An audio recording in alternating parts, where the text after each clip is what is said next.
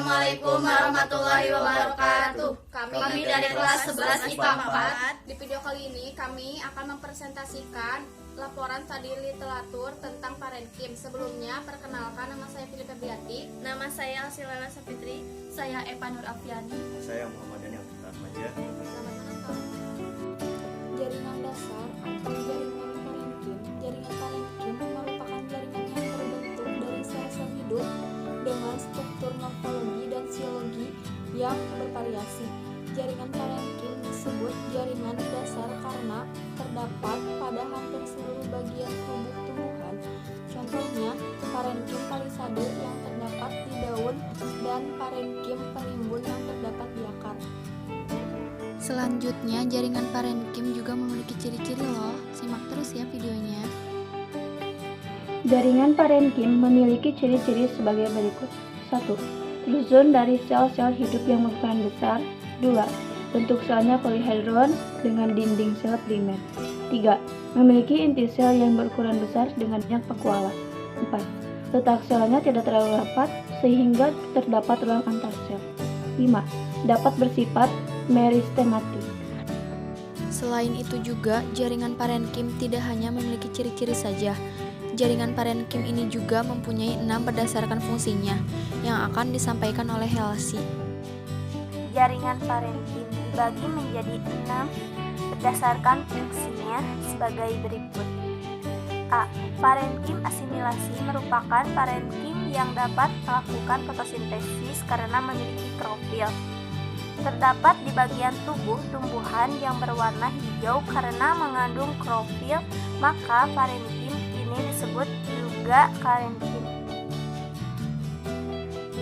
Parenkim udara merupakan parenkim yang mampu menyimpan udara karena memiliki ruang antarsel yang besar. Parenkim udara disebut juga aeronkim, terdapat pada alat pengandung tumbuhan hidrofit seperti eceng gondok. C. Parenkim penimbun merupakan parenkim yang berfungsi sebagai tempat penyimpanan cadangan makanan. Karena memiliki vakuola yang berukuran besar, terdapat pada emfulur batang dan akar umbi, akar rimpang, serta biji. Cadangan makanan yang disimpan oleh parenkim penimbun dapat berupa gula, tepung, dan lemak. D.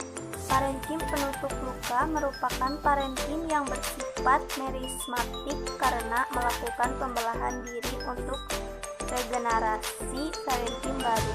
Parenkim menutup luka disebut juga Phlogium cabium gabus. E. Parenkim pengangkut merupakan parenkim yang terdapat di sekitar xilem dan phloem. Parenkim mengangkut memiliki sel-sel yang bentuknya memanjang sesuai dengan arah pengangkutnya. F. Parenkim air merupakan parenkim yang mampu menyimpan air pelindung sel pipis dengan vakuola besar yang berisi cairan agar terlendir. Parenkim air terdapat pada tanaman episit dan tanaman kesofit. Selanjutnya, selain memiliki ciri-ciri dan fungsinya, jaringan parenkim ini juga dapat dibedakan menjadi 4 berdasarkan bentuknya. Jaringan parenkim dapat dibedakan menjadi 4 berdasarkan bentuknya, yaitu sebagai berikut. A. Parenkim palisade merupakan parenkim yang sel-selnya berbentuk memanjang, tegak, dan mengandung banyak kloroplas. B. Parenkim bintang atau actinenkim merupakan parenkim yang sel-selnya berbentuk seperti bintang yang saling bersambungan di bagian ujungnya. C. Parenkim lipatan merupakan parenkim yang dinding selnya mengalami lipatan ke arah dalam dan banyak mengandung kloroplas. Dan D.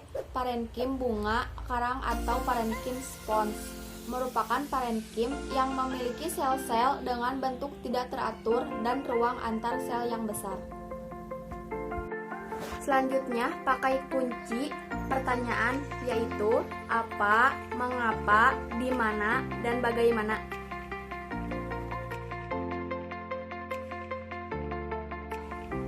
Jaringan parenkim merupakan jaringan yang terbentuk dari sel-sel hidup dengan struktur morfologi dan siologi yang bervariasi.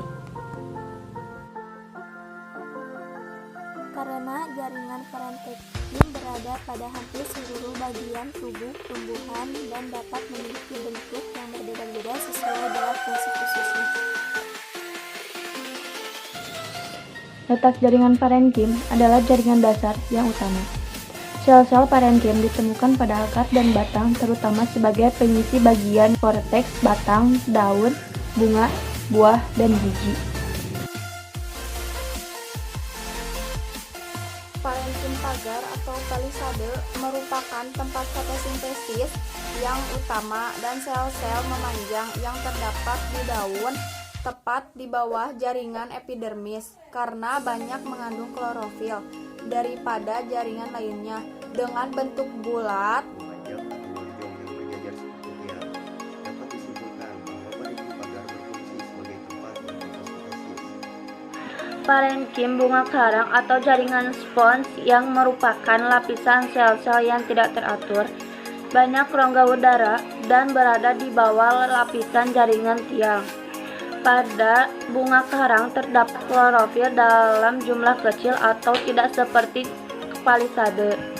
Bunga karang berfungsi sebagai tempat fotosintesis. Demikian yang dapat kami sampaikan. Mohon maaf apabila ada kekurangan dan kesalahan. Wassalamualaikum warahmatullahi wabarakatuh.